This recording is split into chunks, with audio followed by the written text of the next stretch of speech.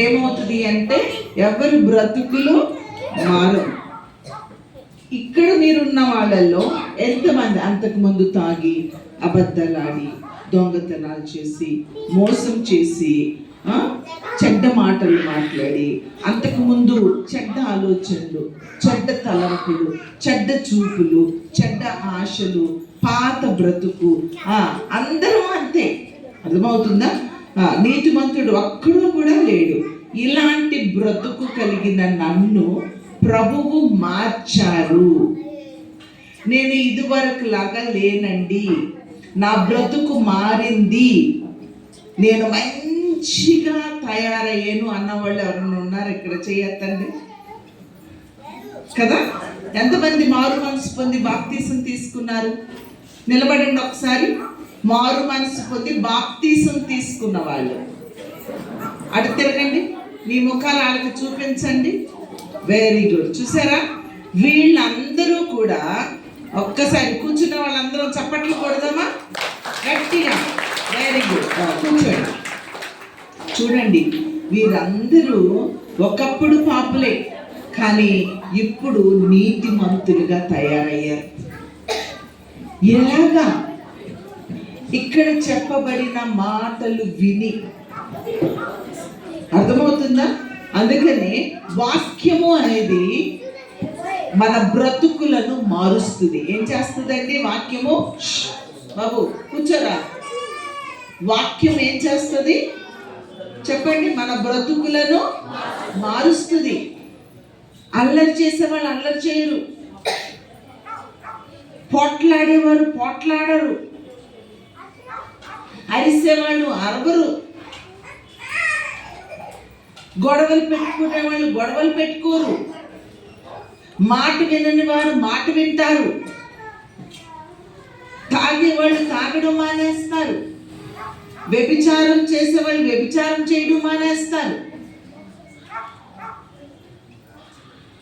ఇలా ఒక్కొక్క జీవితం చూస్తే ఇవన్నీ బయటికి ఎవరికి తెలియదండి. బయటికి అందరూ దొరలే, అందరూ మంచోళ్ళే, అందరూ మంచోళ్ళే. అబ్బా నువ్వెంత మంచిదానివో అక్క, నువ్వెంత మంచోడువో అన్నా అంటారు. కానీ లోపల తెలుసు, లోపల మనము ఎలా ఉన్నామో మనకే తెలుసు, ఎవ్వరికీ తెలియదండి. మనం అబద్ధం ఆడతామా లేదా అని మనకే తెలుసు, మనం మోసం చేస్తామా చేయమా అని మనకే తెలుసు, మనము ఎదుటి వారిని మనము చీట్ చేస్తామంటే మోసం చేస్తామని మనకే తెలుసు. అది నీ హృదయానికి నీకే తెలుసు. నువ్వెంత మోసం చేసినా బయటికి బైబిల్లో ఒక మాట ఉంటుంది, ఏమంటుందో తెలుసా?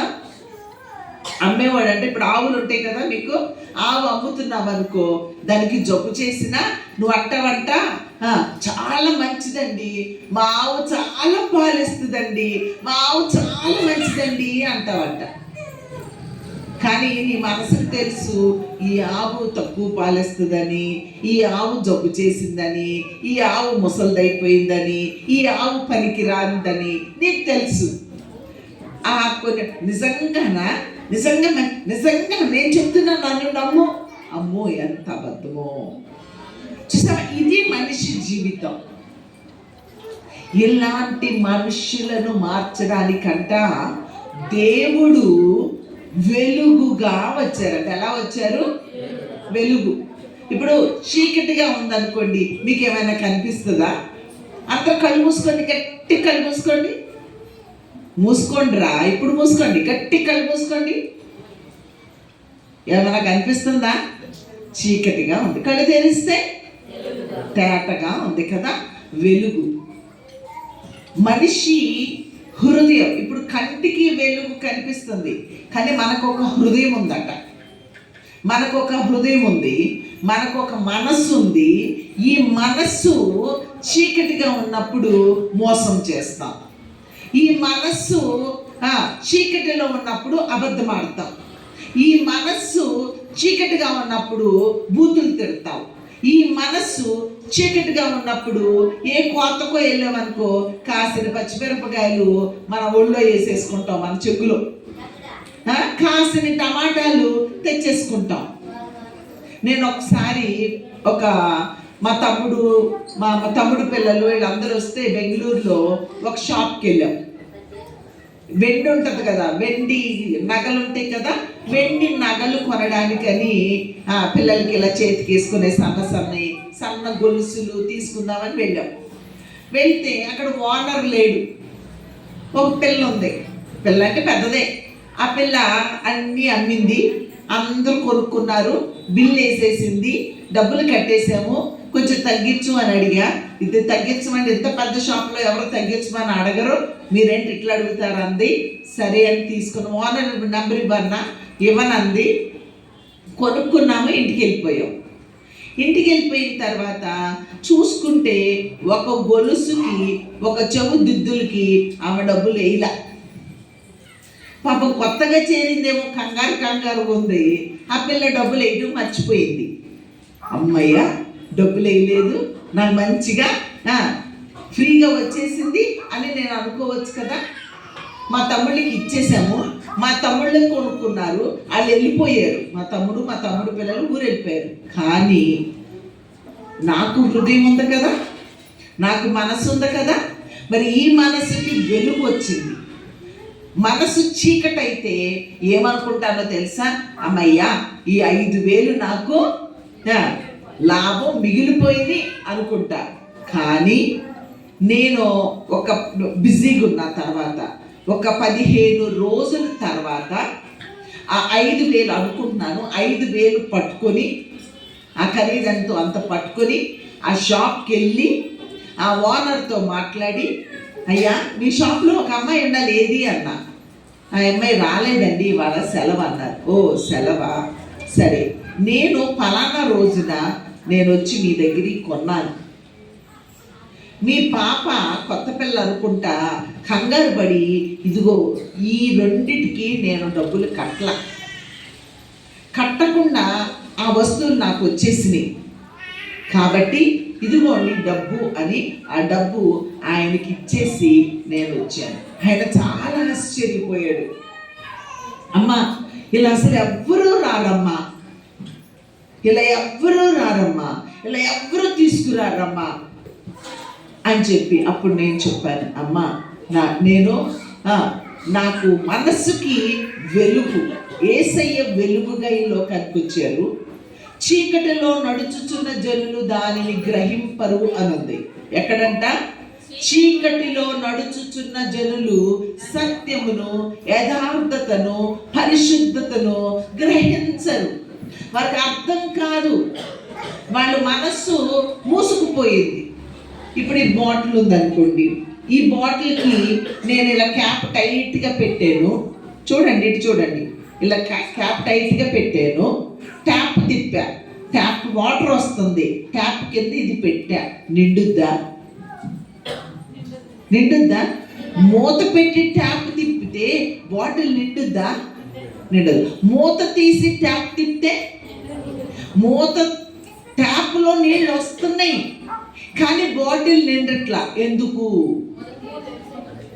మూత ఎప్పుడు తీస్తే అప్పుడు బాటిల్ నిండుద్ది. మూత తీయకపోతే బాటిల్ నిండదు. అలానే లైట్ వేసేమో మీరు కళ్ళు గట్టిగా మూసుకున్నారు, చీకటిగా ఉంటుందా వెలుగుంటుందా? లైట్ వేసాము కదా, ఎందుకు చీకటిగా ఉంది? కళ్ళు మూసుకున్నావు. కళ్ళు తెరిస్తే అప్పుడు చీకటి ఉండదు, నీకు వెలుగు కనిపిస్తుంది. నీళ్ళు వస్తున్నాయి, మూత తెరిస్తే ఆ నీళ్లు బాటిల్లోకి వెళ్తాయి. నీ హృదయం తెరిస్తే వెలుగుంది. యేసయ్య వచ్చాడు, ఆయన వెలుగుగా వచ్చాడు.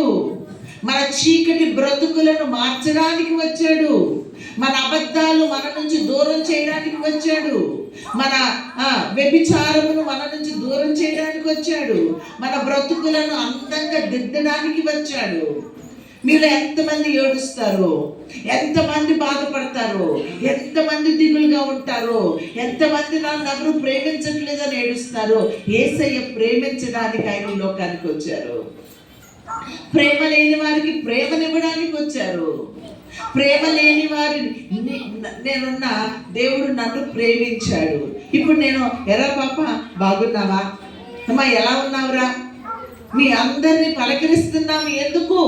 ఇప్పుడు యూటానన్నా హేమక్క వాళ్ళు సారు ఆ మేడం మీ దగ్గరికి వచ్చి అమ్మా రండమ్మా అని ఎందుకు పిలిచారు? ప్రేమ లేకపోతే నీ ఇంటికి వస్తారా? ప్రేమ లేకపోతే నీ గడప తొక్కుతారా? ప్రేమ లేకపోతే బెంగళూరు నుంచి మేము ఇక్కడికి వస్తామా? చూడండి, ఎందుకు మీకోసం వచ్చాము.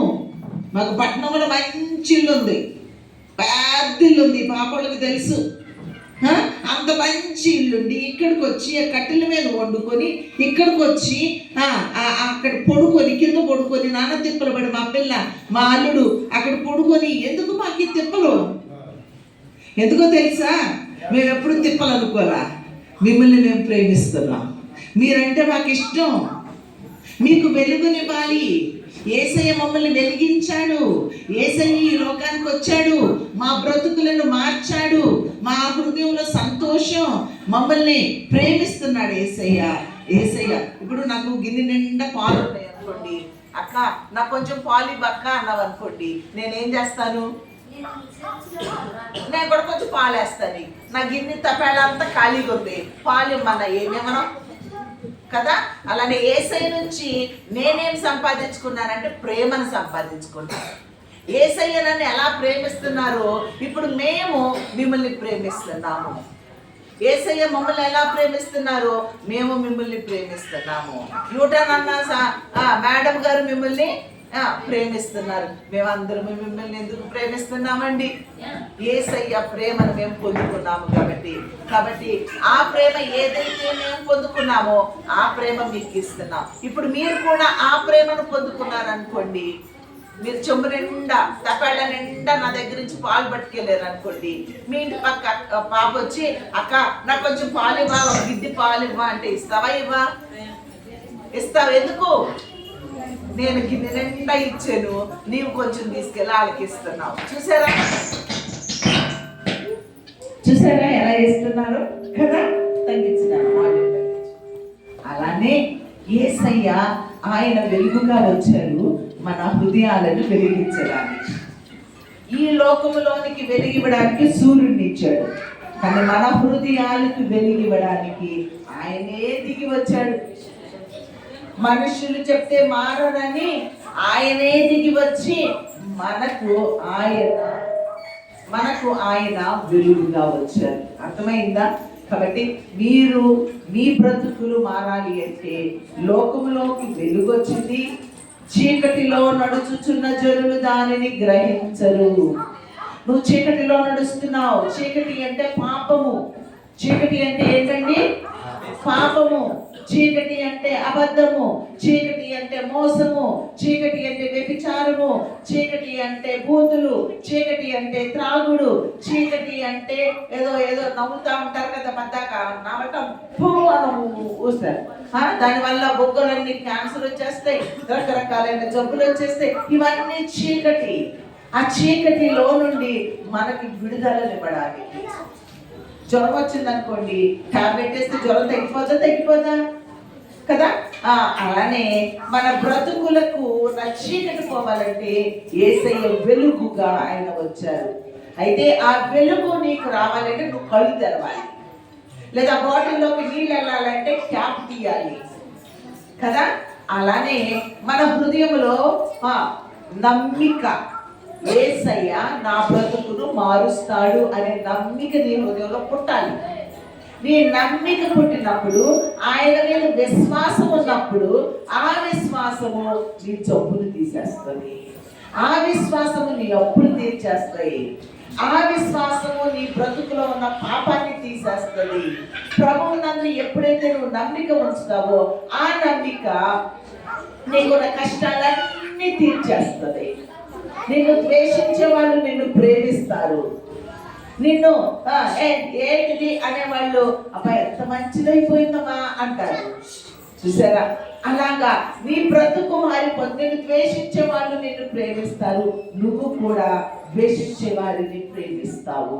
అబ్బాయి ఎంత మంచి ప్రేమ కలిగిన దేవుడండి. ఇక్కడ మనలో ఉన్న చీకటిని తీసివేడు. క్రిస్మస్ అంటే ఏంటి? క్రిస్మస్ అంటే ఎన్ని బంతి పూలు వేసుకోవడమా, లైట్లు పెట్టుకోవడమా, మంచి మన కోసం మంచి చికెన్ కర్రీ వండుతున్నారు, అది తింటామా? క్రిస్మస్ అంటే పండగ అంటే అది అనుకుంటున్నారా? అది కాదండి. నిజమైన ఆనందం ఎప్పుడు వస్తుందో తెలుసా? నిజమైన సంతోషం మనకి ఎప్పుడు వస్తుందో తెలుసా?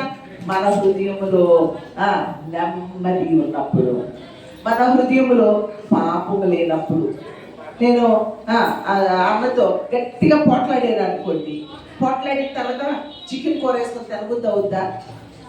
అయ్యో మా అమ్మతో పోట్లాడింది, మా అమ్మతో పోట్లాడింది, అయ్యో మా ఆయనతో పోట్లాడింది, అయ్యో మా కూతురుతో పోట్లాడింది, అయ్యో నా బిడ్డను గట్టిగా తిట్టేది, మనసంతా గుబులు ఉంటుందా ఉండదా కదా? నిజమైన మనశ్శాంతి అంటే ఏంటండి? చికెన్ కూర కాదు. నిజమైన ఆనందం అంటే ఏంటండి? ఏదో కొత్త బట్టలు వేసుకుంటే ఆనందం వచ్చిందా? రాదు. మనం ఇతరులతో మంచిగా ఉన్నప్పుడు, ఇతరులతో సమాధానంగా ఉన్నప్పుడు, మనము ఇతరులకు మేలు చేస్తున్నప్పుడు, ఇతరులకు మనము మంచి చేస్తున్నప్పుడు, ఇతరులకు మనము దేవుని కార్యాలు వారికి చూపిస్తూ ఉన్నప్పుడు, అది నిజమైన సంతోషం. అది నిజమైన క్రిస్మస్. యేసయ్య పైన అప్పటికప్పుడు సినిమా చూసి వచ్చారు అనుకోండి, సినిమా చూసి వస్తే ఎంతసేపు ఉంటుందండి ఆ సంతోషం కదా? ఇంటికి వచ్చి నీ భర్త తాగి 4 గుర్తికేడు అనుకో, సినిమా చూస్తేనా నేను సినిమా చూసి వచ్చాను ఆనందిస్తావా? కూర్చొని ఏడుస్తావా? ఏడుస్తావు. కానీ యేసయ్యను కనుక నీ ఇంట్లోకి తెచ్చుకుంటే నీ భర్త తాగిరాడు, నువ్వు సినిమాను చూడక్కర్లేదు, నీ భర్త తాగిరాడు, మీ ఇద్దరు కూర్చొని చక్కగా కబుర్లు చెప్పుకుంటారు. ఎంత సంతోషం ఉంటుంది ఇంట్లో కదా? అలాంటి నిజమైన సంతోషాన్ని ఇవ్వడానికి యేసయ్య ఈ లోకానికి మన కోసం వచ్చారు. మీకు నిజమైన సంతోషం కావాలా? కాసేపు సంతోషం కావాలా? చెప్పండి. ఎవరైనా నిజమైన సంతోషం కావాలా? ఎప్పుడు సంతోషంగా ఉండేలాగా ఉండాలి అనుకుంటాం. ఎప్పుడు మన కుటుంబాలు ఆనందంగా ఉండాలి, ఎప్పుడు భార్య భర్తలు చక్కగా ఉండాలి, ఎప్పుడు మన బిడ్డలు మన మాట వినాలి. ఎంత చక్కని వాతావరణాన్ని దేవుడు మనకి అనుగ్రహిస్తారు. కాబట్టి నిజమైన క్రిస్మస్ యేసయ్య ఈ లోకానికి ఎందుకు వచ్చారంటే, ఎవరికి చెప్పినా మాట వినట్లేదంట.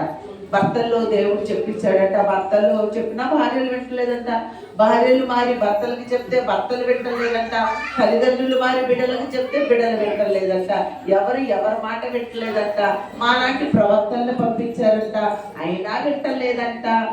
మరి భక్తుల్ని పంపించారంట, అయినా వింటలేదంట. రాజులను పంపించారంట చెప్పడానికి, అయినా వింటలేదంట. బాబు వీళ్ళెవ్వరు చెప్పినా వింటలేదు, కాబట్టి నేనే వస్తాను వాళ్ళ కోసం అని చెప్పి, నేను కనుక రాకపోతే, నా బిడ్డల్ని మార్చుకోకపోతే, నా బిడ్డలు మారకపోతే సైతాన్ ఉంటుంది. ఆ సైతాన్ వీళ్ళందరినీ నరకంలో వేసేస్తుంది, అగ్నిలో పడేస్తుంది, వాళ్ళు కాలిపోతారు. అయ్యో పాపం, ఈ బిడ్డలకి తెలీదు, వీళ్ళు ఎట్లయినా సరే నరకంలోకి వెళ్ళకుండా వాళ్ళని పరలోకంలోకి తీసుకొని వెళ్ళాలి. మరి అవన్నీ మానకపోతే, ఈ చీకటి బ్రతుకులోనే ఉంటే వాళ్ళు నరకానికి వెళ్ళిపోతారు. కానీ వీళ్ళు మంచిగా ఉంటే పరలోకానికి వెళ్తారు. వీళ్ళు బుద్ధులను మార్చాలి. ఎందుకు వచ్చారు యేసయ్య? మన బుద్ధులను మార్చాలి, మన స్వభావాలను మార్చాలి, మన హృదయాన్ని మార్చడానికి యేసయ్య ఈ లోకానికి వచ్చారు. మరి నిజమైన వెలుగు కాబట్టి ఆ వెలుగు లోకంలోనికి వచ్చింది. దానిని గ్రహించేవారు చాలా కొద్ది మంది ఉన్నారట.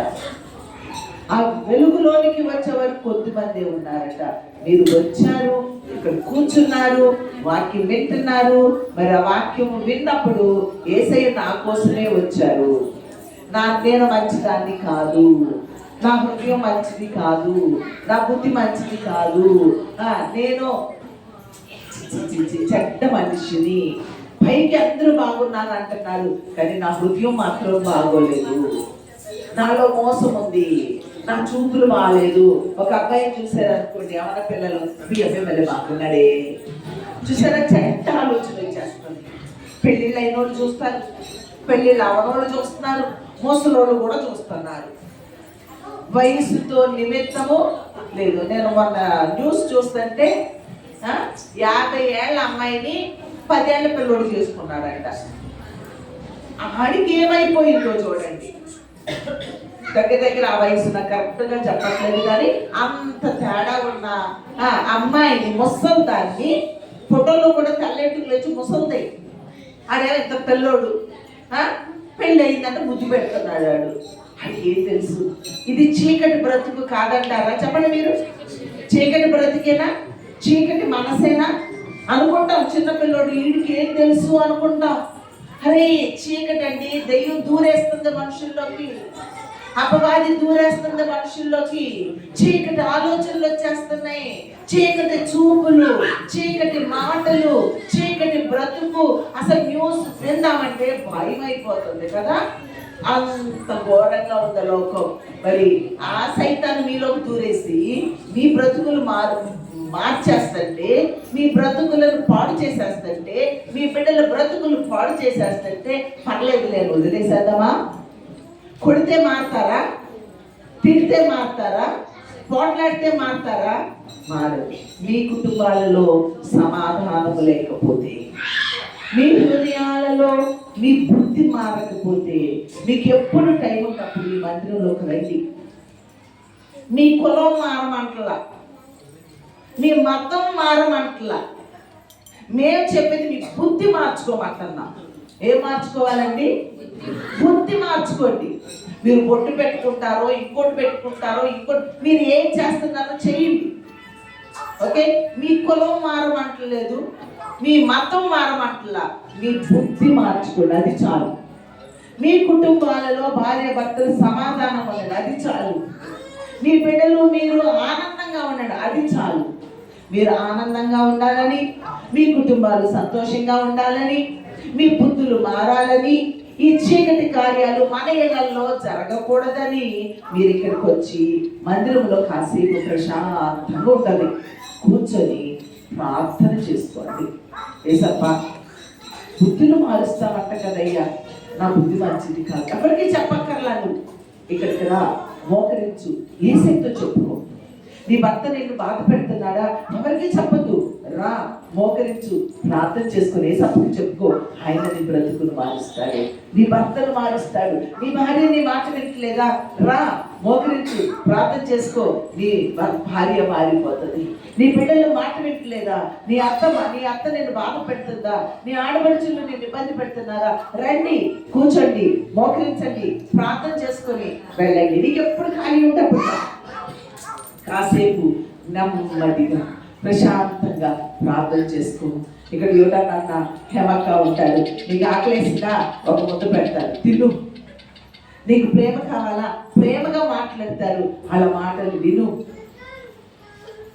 నీకు మనసుకు నచ్చితే నీ హృదయాన్ని వాళ్ళకి చెప్పుకో. నీకోసం వారు ప్రార్థన చేస్తారు. అప్పుడప్పుడు మాలాంటి వాళ్ళు వస్తాం, మేము మీకోసం ప్రార్థన చేస్తాం. మీరందరూ కూడా వెలుగుమయమైపోతారు. మీ కుటుంబాలలో వెలుగు ఉంటుంది, సంతోషం ఉంటుంది, సమాధానం ఉంటుంది, ఆనందం ఉంటుంది. మీరందరూ బాగుండాలని యేసయ్య ఈ లోకానికి వచ్చారు. మీరందరూ బాగుండాలని మేము మీకోసం ఇక్కడికి వచ్చి ఈ మాటలు చెప్తున్నాము. మీరందరూ బాగుండాలి. మీ అందరి కొరకు మేము ప్రార్థన చేస్తాము. మీ అందరినీ మేము యేసయ్య ఇష్టపడుతున్నారు కనుక మేము మిమ్మల్ని ఇష్టపడుతున్నాం. మీరు నరకంకి వెళ్ళకూడదు, మీరు పరలోకానికి వెళ్ళాలి. మీరు దుఃఖంలో ఉండకూడదు, మీరెప్పుడు సంతోషంగా ఉండాలి. మీరు అనారోగ్యంతో ఉండకూడదు, మీరెప్పుడు ఆరోగ్యంగా ఉండాలి. మీ బ్రతుకులు బాగోవాలని మా యొక్క ఆశ. మరి అలానే మీ కొరకు మేము ప్రార్థన చేస్తున్నాము. మీరు కూడా ప్రభువుని అడగండి. ఒక్కసారి యేసయ్య నా బుద్ధి మార్చుతా, నేను మంచిదాన్ని కాదయ్యా, నేను మంచోడిని కాదయ్యా, నా కోపం ఎక్కువయ్యా, అరుస్తానయ్యా, తాగుతానయ్యా, అది ఇలా అయ్యా, అలా అయ్యా, నీకే తెలుసు. కాబట్టి నువ్వే యేసయ్యతో ఒక మాట చెప్తావు, నన్ను క్షమించయ్యా, నాకు తెలియని పిచ్చి పనులన్నీ చేశానయ్యా, చేయొద్దు అనుకుంటున్నాను నేను చేసేస్తున్నాయ్యా, నన్ను క్షమించయ్యా, నాకు మంచి బుద్ధివయ్యా, నన్ను మంచి పిల్లగా చెయ్యయ్యా, నన్ను మంచి పిల్లోడిగా చెయ్యయ్యా, నా ఇంట్లో సమాధానం కావాలయ్యా, నేను సంతోషంగా సుఖంగా ఉండాలయ్యా అని చిన్న ప్రార్థన చేస్తావా? మోకరించి కళ్ళు మూసుకొని నిజంగా నీ బుద్ధి ఏంటో నువ్వు యేసయ్యతో చెప్పుకొని, నా కోసం వచ్చావా యేసయ్య, నన్ను ఈ లోకంలో ఉన్న వాళ్ళు ఎవరూ ప్రేమించకపోయినా నా కోసం వచ్చావా యేసయ్య, నన్ను ప్రేమించడానికి వచ్చావా యేసయ్య, నాకు సంతోషం ఇవ్వడానికి వచ్చావా యేసయ్య, నేను నీకు తెలుసా యేసయ్య, నన్ను మార్చడానికి వచ్చావా, నీకు వందనాలయ్యా అని చిన్న ప్రార్థన చేస్తావా? ప్రార్థన చేయండి. నీకు ప్రార్థన యేసు ఎందుకు కూర్చున్నా ఇదేలో మనం ఆదివారం కాదు శనివారం కాదు ఎందుకు చేయలేము అక్కడే మళ్ళా సెమీ క్రిస్మస్. ఏంటది సెమీ క్రిస్మస్ అంటే అర్థం ఏంటి? Semi Christmas. క్రిస్మస్ ఎప్పుడు చేసుకుంటాం? 25th of December కదా. డిసెంబర్ 25న క్రిస్మస్ చేసుకుంటాం మనం, అవునా? సెమీ క్రిస్మస్ అంటే ముందుగా చేసుకుంటున్నాం, ముందుగా కదా. క్రిస్మస్ ఆ రోజున మనం కొద్దిగా ముందుగా క్రిస్మస్ చేసుకుంటున్నాం. ఎందుకంటే క్రిస్మస్ రోజున అందరు పిండి వంటలు వండుకుంటారు, మంచి డ్రెస్సులు వేసుకుంటారు, ఎవరు అక్కడ చర్చిల్లో ఉంటారు.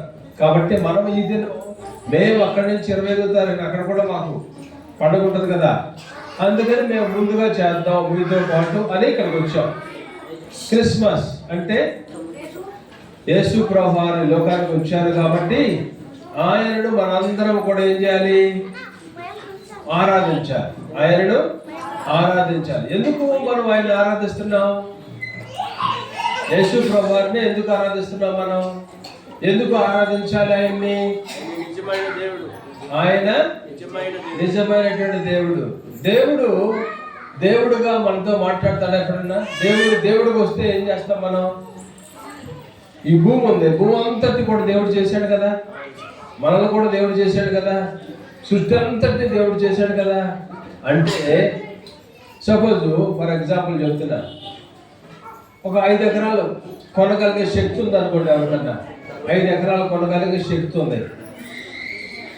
ఇంకొక ఆయనకి 50 ఎకరాలు కొనగే శక్తి ఉంది. ఎవరు గొప్పవాళ్ళు?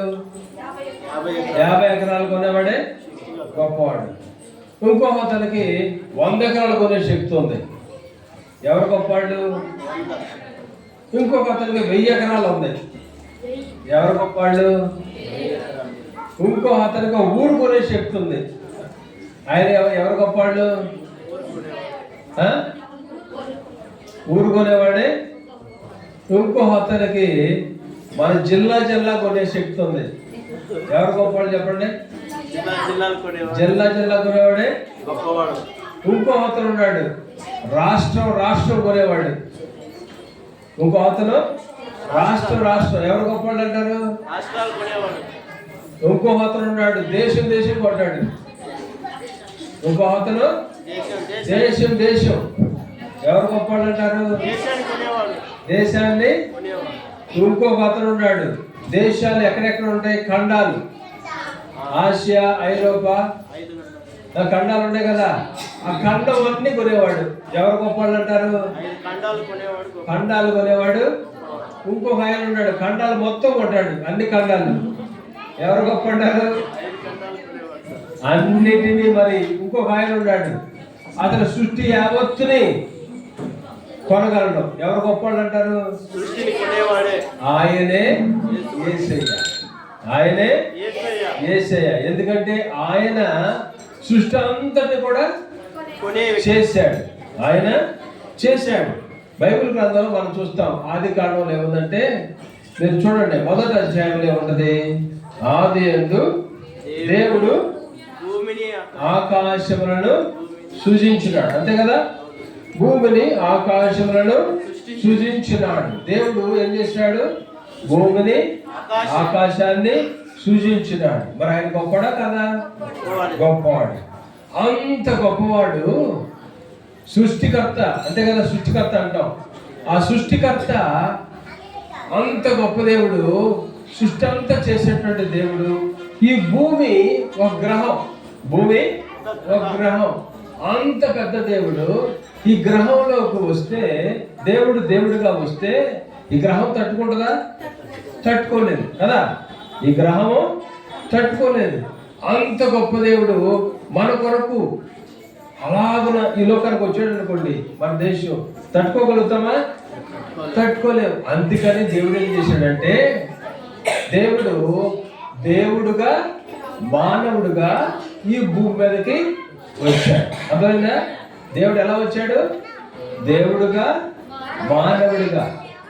అంటే ఈ లోకం అప్పుడు ఎలా ఉందంటే సృష్టించేసిన తర్వాత ఈ లోకంలో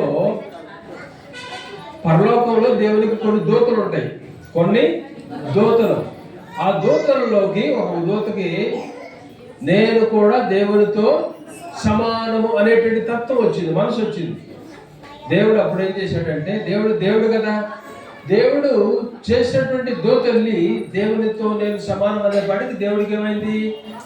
ఇలాంటి కోపం కాదు, ఇలాంటి మనసు ఉండకూడదు ఇక్కడ అనేటువంటి ఆలోచనతో దేవుడు ఏం చేశాడంటే ఆ దూతలు అలా కిందకి వచ్చాడు. ఎప్పుడైతే ఆ దూత కిందకి పడిపోయిందో ఆ దూతలో ఉన్నటువంటి గర్వము, ఆ దూతలో ఉండేటువంటి పొగరబోత్తనము, ఆ పాపం అనేటువంటిది ఈ భూమి మీదకి వచ్చేసింది. అవును కదా? ఆ దూత ఏం చేసింది? ఈ భూమి మీద పడిపోయింది. అప్పుడు ఈ భూమి ఏమైపోయింది? పాడైపోయింది. భూమి అయిపోయింది, పాడైపోయింది. అప్పుడు దాని తర్వాత సృష్టి తర్వాత భూమి మీద ఉన్నటువంటి ప్రజలందరూ కూడా ఏమైపోయారంటే స్లోగా పాపంలోకి వాళ్ళు వెళ్ళిపోయారు. సృష్టి చేసినప్పుడు అవ్వ ఆదాము బాగున్నారు, దాని తర్వాత వాళ్ళలోకి పాపం వచ్చింది. ఈ దేవుని దూత కింద పడటం వల్ల వాళ్ళలోకి పాపం వచ్చి లోకంలో ఉన్నటువంటి వాళ్ళందరూ కూడా ఏమైపోయారు?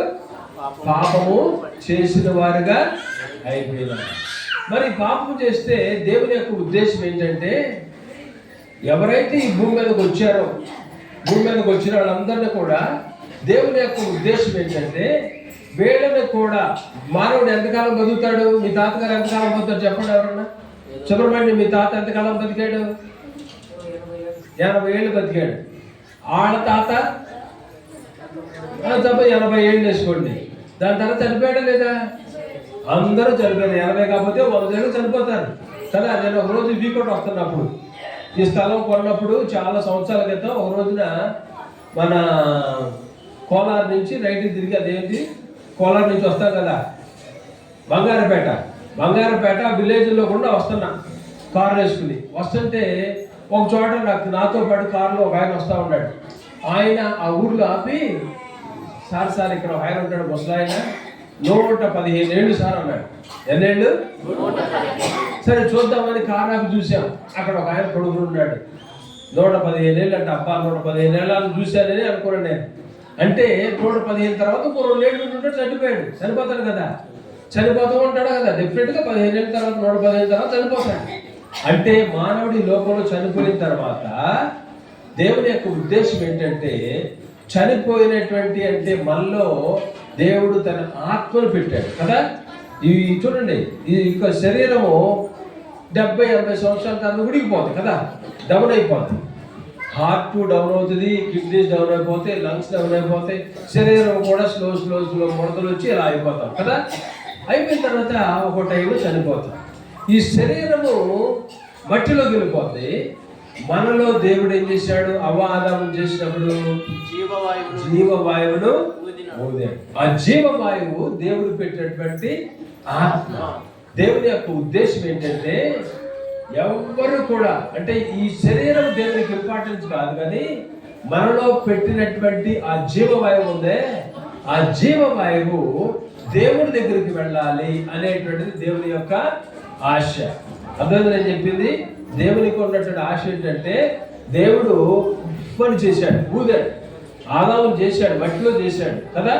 చేసిన తర్వాత ఇలా ఊదినప్పుడు జీవవాయువు, దేవుడు ఉన్నటువంటి ఆ జీవవాయువు, ఆ స్పిరిట్ అనేటువంటిది మనలోకి, ఈ స్పిరిట్ ఆత్మ అనేటువంటి దానికి చావు లేదు, ఆత్మకి చావు లేదు. శరీరము చనిపోతుంది.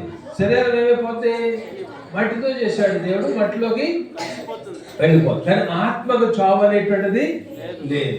ఆత్మ ఎక్కడికి వెళ్ళాలని దేవుని యొక్క ఆశ? పరలోకానికి వెళ్ళాలి. లేకపోతే మనం పాపంలోనే చచ్చిపోయాం అనుకోండి, అప్పుడు మనం ఎటెళ్తాం? నరకానికి వెళ్ళిపోతాం. అందుకని దేవుని యొక్క ఆశ ఏంటి? మనందరం కూడా పరలోకానికి. మరి అందరం తప్పులు చేశాం కదా. ఆ సైతాను కింద పడ్డాడు, సైతాను దూత కింద పడిపోయింది. దూత కింద పడిపోయిన తర్వాత భూప్రపంచం అంతా కూడా ఏమైపోయింది? పాపం అయిపోయింది. మరి పాపముతో పరలోకానికి వెళ్తాం మనం?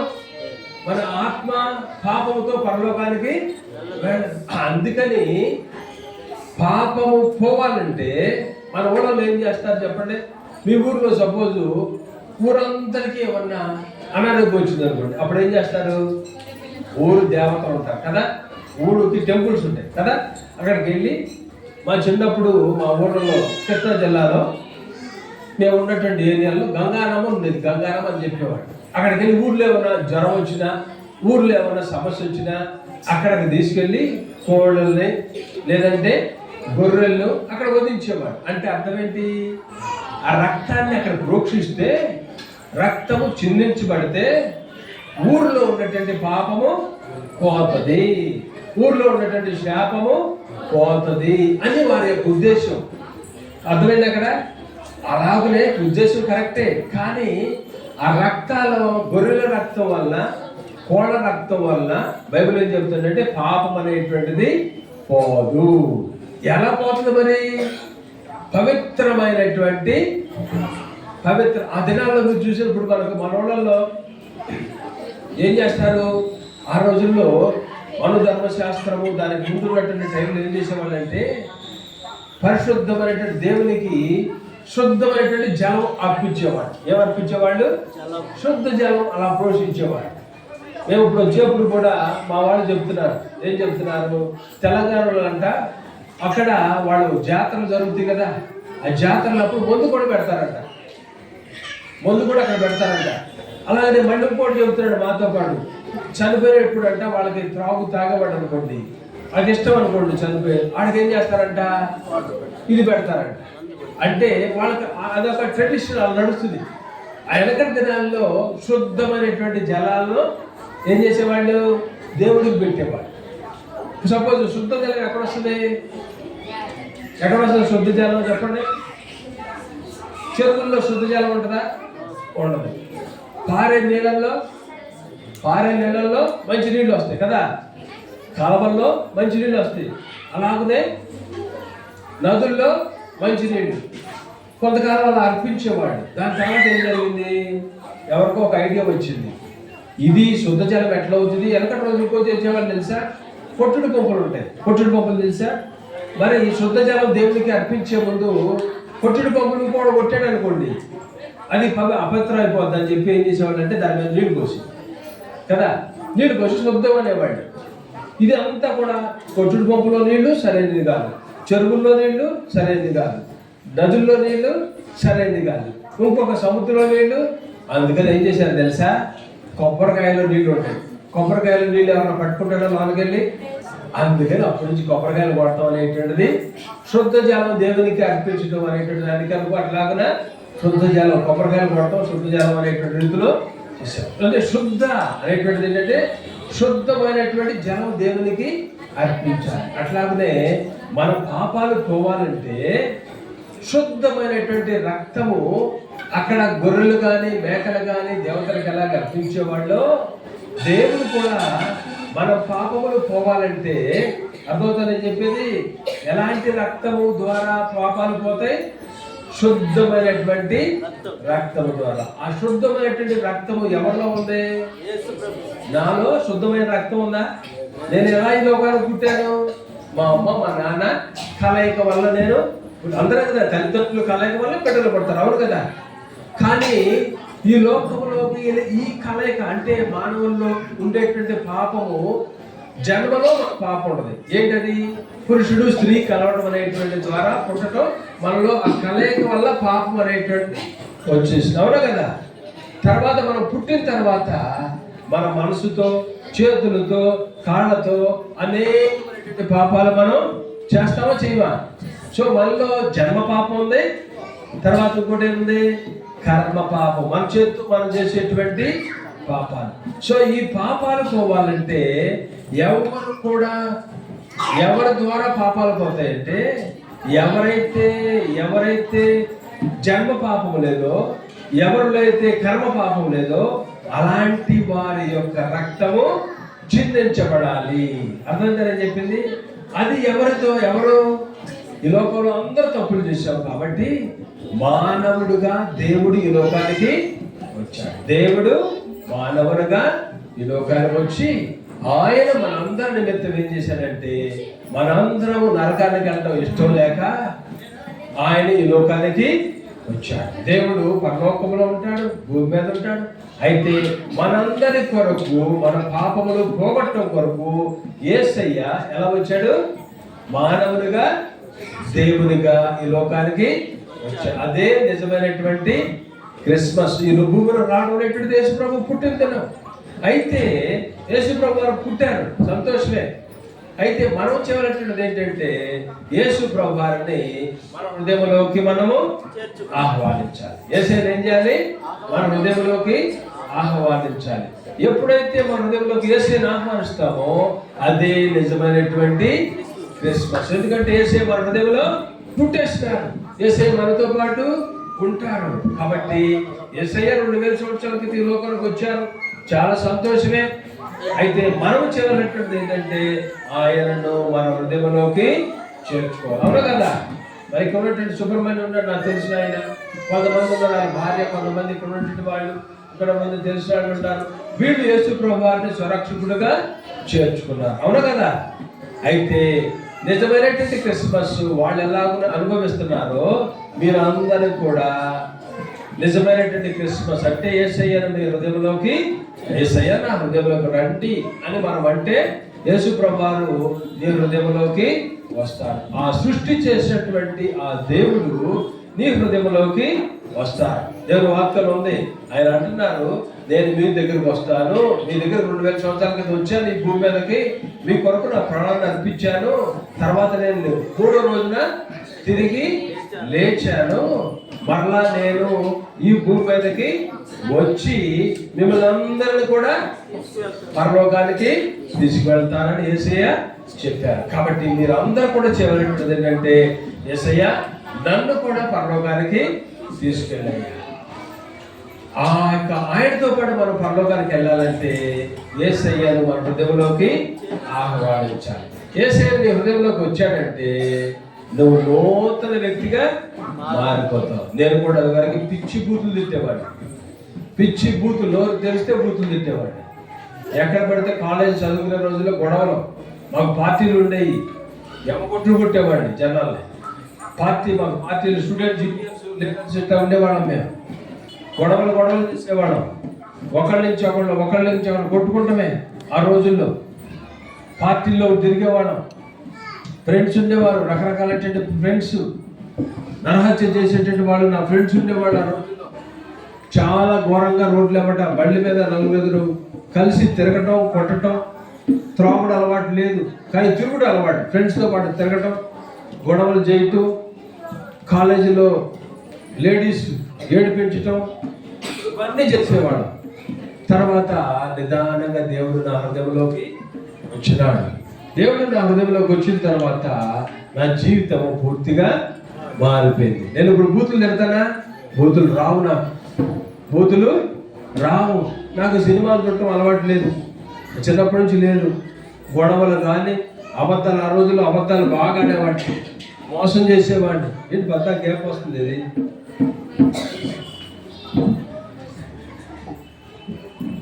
మోసం చేసేవాడిని, బాగా మోసం చేసేది. ఎనకడ రోజుల్లో అబద్ధాలు, మోసం, టక్కర పనులు, కక్ష ఉండేది, ద్వేషం ఉండేది, అసూయ ఉండేది, కోపం బాగుండేది, చెడు మాటలు మాట్లాడేవాడిని.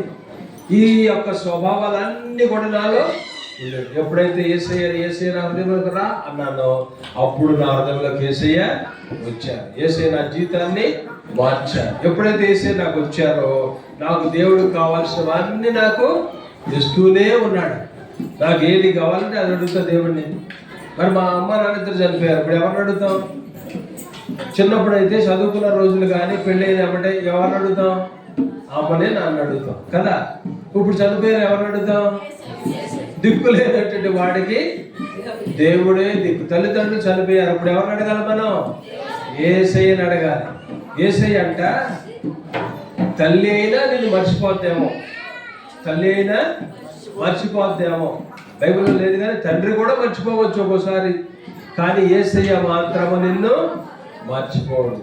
యేసయ్యని హృదయంలో చేర్చుకున్న తర్వాత ఆయన నీకు తండ్రిగా, తల్లిగా ఆయన ఉంటాడు. నీకు ఏది కొదువు అనేటువంటిది రానివ్వడు. నువ్వు ఏది కావాలో అది దేవుడు నీకు అనుగ్రహిస్తాడు. నీకు ఏది కొదువు అనేటువంటిది రానివ్వడు. నాకు ఇంజనీరింగ్ కంప్లీట్ చేశానప్పుడు వ్యాపారం చేశాను, అమెరికా వెళ్ళాలనుకున్నాను. దేవుడు తీసుకొచ్చి బెంగళూరులో ఇలాంటి పని చేయమని చెప్పి దేవుడు ఇక్కడ పెట్టాడు బెంగళూరులో. మరి అక్కడ నేను స్కూల్ స్టార్ట్ చేశాను. స్కూల్ జరుగుతూ ఉంది చిన్నగా. మరి స్కూల్కి స్థలం కావాలి, కొనాలి, డబ్బులు లేవు. ఏసైని అడిగా. ఏసై ఒక మంచి స్థలం ఇచ్చాడు. అక్కడ స్థలం ఇచ్చిన తర్వాత మరి కట్టాలి, డబ్బులు లేవు. మళ్ళీ అడిగా ఏసైని, ప్రభా మరి డబ్బులు లేవు, నువ్వు దయచేయండి అని. దేవుడు దయచేశాడు. మరలా అడిగా, దేవా ప్రభా ఒక స్లాబ్ వేసాను, ఇంకో స్లాబ్ వేయాలి. ఒక చర్చిలో ఒక మెంబర్ వచ్చి, అయ్యా నేను 5 లక్షలు ఇస్తా అన్నాడు. 5 లక్షలు ఇస్తా అన్నాడు. మరలా 5 లక్షలు అయిపోయింది. ఒక స్లాబ్ వేసాం, మళ్ళీ డబ్బులు లేవు. మరలా ప్రార్థన చేసాం. దేవుడు మరలా ఇంకో 5 లక్షలు ఇచ్చాడు. మరలా ఇచ్చాడు. మొత్తం బిల్డింగ్ అంతా కంప్లీట్ చేసాం. బిల్డింగ్ అంతా మొదటిలో స్టార్ట్ చేసినప్పుడు డబ్బులే లేవు నా దగ్గర. చివరి కంప్లీట్ అయిన తర్వాత 20 లక్షలు నాకు దేవుడు మిగిలిచ్చాడు. బ్యాంక్ అకౌంట్లో 20 లక్షలు ఉన్నాయి అప్పట్లో. 20 లక్షలు బ్యాంక్ అకౌంట్లో అప్పుడు ఉన్నాయి నా దగ్గర. చూసారా మరి మొదట్లో ఎలా చేశాను నేను? ఏమి లేకుండా చేశా. దేవుడు స్టెప్ బై స్టెప్ ఏది కావాలో దాన్ని కూడా ఈ స్థలం కొనే రోజుల్లో కూడా నేను 1,50,000 2 లక్షలు పెట్టుకున్నప్పుడు 2000 2, 3, 4, 5, 6, 7 ఎందులో కొన్నాను. 2007లోనే ఎందులో ఈ స్థలం కొన్నప్పుడు. అప్పుడు అంతే 2 లక్షలు పెట్టి ఎందుకు కొన్నప్పుడు నేను దేవుడి చర్చి కోసం, దేవుడి పని కోసం. అర్థమైందా? దేవుడు దీనికి కూడా దేవుడు ప్రొవైడ్ చేశాడు నాకు. కాబట్టి అలాగనే నీకు ఏది కావాలో అది ఇస్తాడు దేవుడు. నీకు ఏది కొదువు అనేటువంటిది, నువ్వు ఇల్లు కావాలా, మరి నేను ఆ బిల్డింగ్ కట్టాను, మీరు ఇల్లు కావాలంటే దేవుడు ఎవడా మీకు ఇస్తాడు? ఎవడా? మరి మా అమ్మాయి సీటు డాక్టర్ అయింది. ఇప్పుడు డాక్టర్ సీటు కొనాలంటే ₹1,00,00,000 అవును కదా కొనాలంటే. మరి దేవుడిని అడిగా, ప్రభా మరి డాక్టర్ సీట్ దయచేయాలి. దేవుడు సింపుల్గా ఇచ్చేసాడు. పెద్ద స్టోరీ దాన్ని పెద్ద సింపుల్గా దేవుడు సీట్ ఇచ్చేసాడు. అర్థమైందని చెప్పింది. నాకు ఏది కావాలో దేవుడు ఇస్తా ఉన్నాడు. ఏది కావాలంటే అది దేవుడిని అడిగితే దేవుడు అన్ని కూడా ఇస్తాడు. మరి నాకు ఆ రోజుల్లో పెద్ద కారు లేదు, చిన్న కారు ఉంది. ప్రభా పెద్ద కారు ఇవ్వన్నా. చూడండి 7-8 మంది ఎక్కి కారు ఇచ్చాడు దేవుడు. ఒక కారు కాదు, ఇంకో కారు ఉంది. ఇప్పుడు 2 కార్లు ఉన్నాయి, 3 కార్లు ఉన్నాయి. అక్కడ ఎన్ని కావాలని 2 కార్లు మా చర్చిలో ఉంటాయి, 10-15 కార్లు ఉంటాయి. అర్థమైందా? దేవుడు మనకి ఏది కొదువు అనేటువంటిది రాదు. నీకు ఏది కావాలో దేవుడిని అడుగు. అనారోగ్యం ఉందా? దేవుడిని అడుగు, దేవుడు స్వస్థపరుస్తాడు. నీకు ఏది తినడానికి భోజనం లేదా? అడుగు దేవుడు. బైబిల్లో చూస్తాం 5 రొట్టెలు 2 చేపలు ఎంతమందికి పంచారంట? 5,000 మందికి పంచారంట. ఇక్కడ ఏంటంటే నేను ముగిస్తున్నాను. మీరు యేసయ్య లోకానికి వచ్చారు, మన కొరకు చనిపోయారు, తిరిగి లేచాడు. ఆయన నీ హృదయంలోకి రావాలని ఆయన చూస్తున్నాడు. నువ్వు యేసయ్య నా హృదయంలోకి రా అని నువ్వు పిలిచినప్పుడు నీ హృదయంలోకి ఆయన వస్తాడు. నీ పాత జీవితము, పాప జీవితం అంతా కూడా దేవుడు తీసివేస్తాడు. నూతనమైనటువంటి జీవితం నీకు అబద్ధాలు ఉండదు, దొంగతనం ఉండదు, మోసం ఉండదు, వ్యభిచారం ఉండదు, ద్వేషం ఉండదు, అసూయ ఉండదు, కోపం ఉండదు. అన్నీ కూడా దేవుడు తీసేస్తాడు. యేసయ్య నీ హృదయంలో ఉంటాడు. నీకు ఏది కావాలో అది దేవుడు నీకు ఇస్తాడు. మరి యేసయ్యని పిలుస్తారా మీరు? యేసయ్య కావాలా మీకు? మీ హృదయంలో ఆహ్వానిస్తారా? నాకు చాలా అవసరతలు ఉన్నాయ్యా, నా హృదయంలోకి మీరు రండి అయ్యా, నా అవసరత తీర్చండి అయ్యా. యేసయ్య నీ హృదయంలో రాకుండా అవసరం తీర్చాలంటే అది జరగని పని. యేసయ్య నువ్వేం చేయాలి? మొదటగా నా హృదయంలోకి రండి అని ఆహ్వానించాలి. మరి ఆహ్వానిద్దాం. మనందరం చిన్న ప్రార్థన చేసుకుందాం. సర్వశక్తిమంతుడా నీకు వందనాలు చెల్లిస్తున్నాను. ఈ మధ్యాహ్న సమయంలో ఈ బిడ్డలు మీరు జ్ఞాపకం చేసుకోండి. మీరందరూ కూడా మిమ్మల్ని వారి హృదయంలోకి ఆహ్వానించేవారిగా, మీరు వారితో పాటు ఉండాలని, వారి హృదయంలో ఉండాలని మీరు ఆశిస్తున్నారు. వారికి కావాల్సినవన్నీ మీరు ఇస్తారని కోరుకోండి, ఆశిస్తున్నారు. ప్రభా వీరి ఇబ్బందుల్లో, ఆటంకాల్లో, సమస్యల్లో, అనారోగ్యాల్లో, అనేకమైనటువంటి ఇబ్బందుల్లో ఉన్నారు. దేవ కొట్టుమిట్టాడుతున్న ఈ జనాల కోసం మీరు ఈ లోకానికి వచ్చారు. వీళ్ళకి శాంతిని, సమాధానాన్ని, ఆనందాన్ని, ఐశ్వర్యాన్ని ఇవ్వాలని మీరు ఈ లోకానికి వచ్చారయ్యా. ఈ బిడ్డలు నిన్ను వారి హృదయంలోకి ఆహ్వానిస్తుండగా వారి హృదయంలోకి మీరు వెళ్ళండి. వారి పాత జీవితాన్ని, రోత జీవితాన్ని, అపవిత్రమైనటువంటి జీవితాన్ని మీరు మార్చి వారితో పాటు నివాసం ఉండి ప్రభావాన్ని మీరు దీవించండి. నీ బిడ్డలుగా శ్రేష్ఠులుగా మీరు నిశ్చయింది.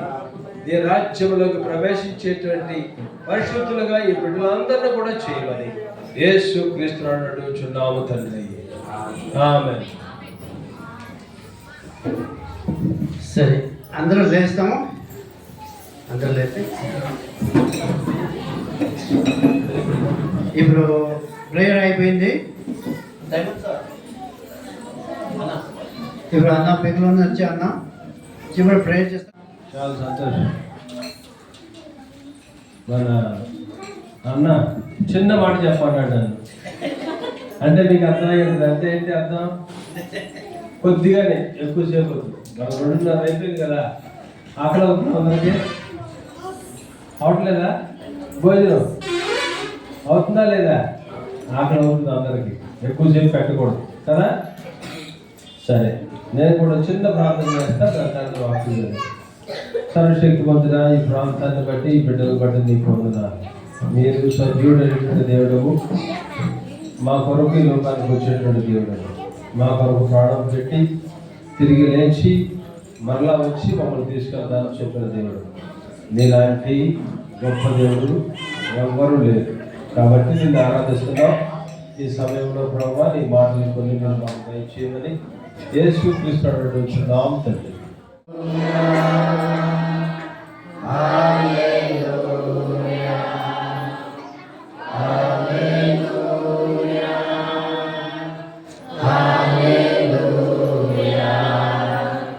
Thank you, Jesus. Thank you, Jesus. Thank you, Jesus. Thank you, Jesus. Hallelujah.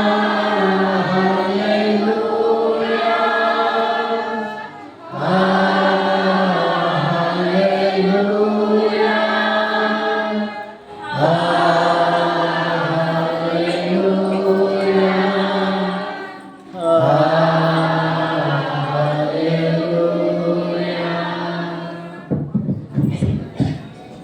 మన తండ్రి అయిన దేవుని ప్రేమ, కుమారుడు యేసుక్రీస్తు కృప, పరిశుద్ధాత్మక సన్నిధి సహవాసం ఇప్పుడు ఎల్లప్పుడూ సదాకాలం మనందరికీ నిజమైనటువంటి క్రిస్మస్ ఆనందము, సంతోషము, దీవెన దేవుడు దయచేయను గాక.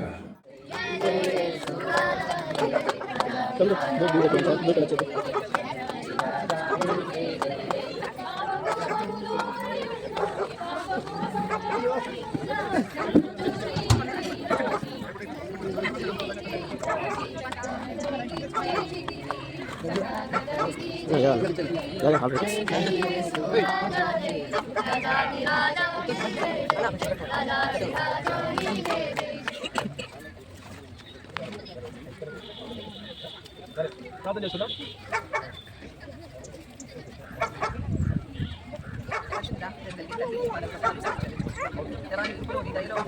మమ్మల్ని జ్ఞాపకం చేసుకుని మీరు ఈ లోకానికి వచ్చి రక్షించడానికి, మా పాపముల నుంచి మాకు విడుదల ఇవ్వడానికి మీరు ఇచ్చినటువంటి ఆయన మార్గముకై ఎలాంటి వందనాలు చెల్లించుకుంటున్నాము. జ్ఞాపకం చేస్తున్నారు. బాల్యదల నుంచి తన పక్షంగా మీరు ప్రధానకై వందనాలు ప్రభావ. యువతను హేమ ఆయన వారిద్దరిని ప్రభావ నీలో నాయన నిలబెట్టుకుని దేవాలయాన్ని వారిని సిద్ధపరిచి ఆయన ఈ పరిచర్య అంతటిని వారు చేయడానికి మీ యొక్క చేతిలో పాత్రలుగా వాడుకుంటూ వారికి ఇచ్చిన ప్రథమ ఫలముగా ఈ డైమెన్సానికి ప్రభావ అయా ఇదిగో ఈ దినము నేను మాహాటముగా తను నాయన నేను అంగీకరించినట్టు ఒప్పుకోవడానికి మీరు ఇచ్చినటువంటి వందనాలు. పాప క్షమాపణ పొంది అయా పాపం నుంచి శాపం నుంచి ఆయన తన కొరకు కాచిన రక్తాన్ని అయా మీ శరీరం నలగొట్టబడిన విధానములు అయా తన జ్ఞాపకం చేసుకుని తన పాపం విషయమై పశ్చాత్తాపడి అయా పాతదైన స్వభావం విడిచి నూతన స్వభావాన్ని ధరించుకొని మాహాటముగా నేను క్రీస్తుకి బ్రతుకుతాను అని సాక్షి ఇస్తున్నాయి. బిడ్డని అంతవరకు ప్రభావ మీలో కొనసాగింపబడడానికి నీకు నాయన సాక్షిగా నిలబడడానికి మీకు కృప చూపించి నా మహిమపరచుకోవాలి. 40 దినాలలో అయా ఘనంగా బలంగా అయా వాడుకోనండి ప్రభావ. అనేక ఆత్మలను ఆయన నీ యొక్క మార్గంలో నడిపించడానికి ఈ ఆత్మతో పెట్టి దేవాలయాలను కనుగ్రహించి మీ నామాన్ని మహిమపరచుకోమని యేసు నామమున పెట్టుకుంటున్నాను తండ్రి. ఆమేన్.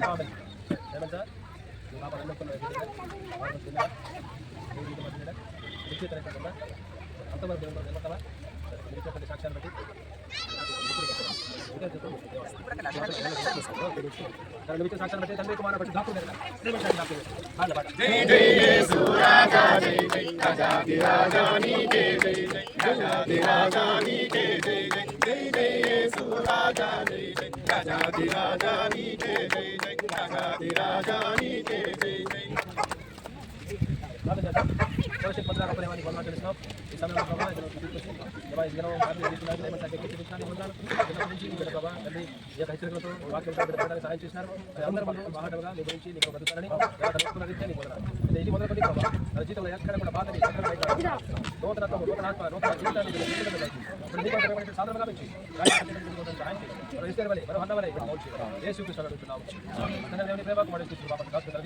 ఇప్పుడు ఎల్లప్పుడు సదాకాలము నడిపించి దీవించి వాళ్ళు